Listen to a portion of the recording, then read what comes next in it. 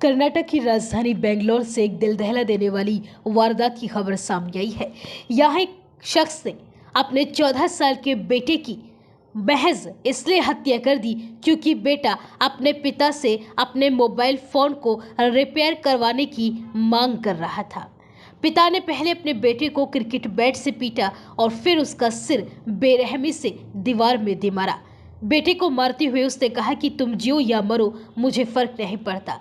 रवि कुमार नाम का ये शख्स अपने बेटे के मोबाइल एडिक्शन और पढ़ाई में कम इंटरेस्ट को लेकर परेशान था। इस बात को लेकर उसकी बेटे से बहस हुई, जिसके बाद उसने बेटे को मार डाला। और इतना ही नहीं, आरोपी पिता और उसके परिवार के बाकी लोगों ने इस मर्डर को छिपाने की भी कोशिश की।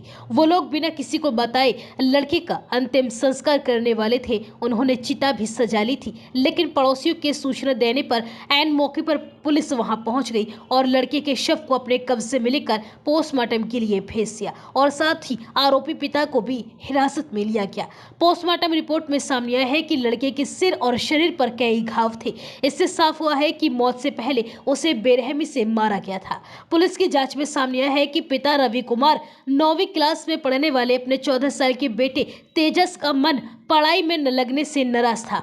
हत्या वाले दिन मोबाइल फोन रिपेयर कराने की बात पर उनकी बेटे से बहस हो गई, जिसके बाद उन्होंने अपना आपा खो दिया। उसने क्रिकेट बैट उठाकर बेटे को बुरी तरह से पीटना शुरू कर दिया और इसके बाद उन्होंने बेटे को पकड़कर उसका सिर दीवार में दे मारा। ऐसा करते हुए उसने कहा कि तुम जियो या मरो, मुझे फर्क नहीं पड़ता। वहीं सिर में चोट लगने से लड़का जमीन पर गिर गया और दर्द से कराहने लगा। सुबह 8 बजे से दोपहर 2 बजे के बीच उसकी हालत ऐसे ही खराब होती रही। वो जमीन पर पड़ा हुआ तड़पता रहा, लेकिन उसे किसी ने भी परिवार के लोगों ने अस्पताल नहीं पहुंचाया। जब उसे अस्पताल लेकर पहुंचे तब तक उसकी मौत हो चुकी थी। डॉक्टरों ने उसे मृत घोषित कर दिया था।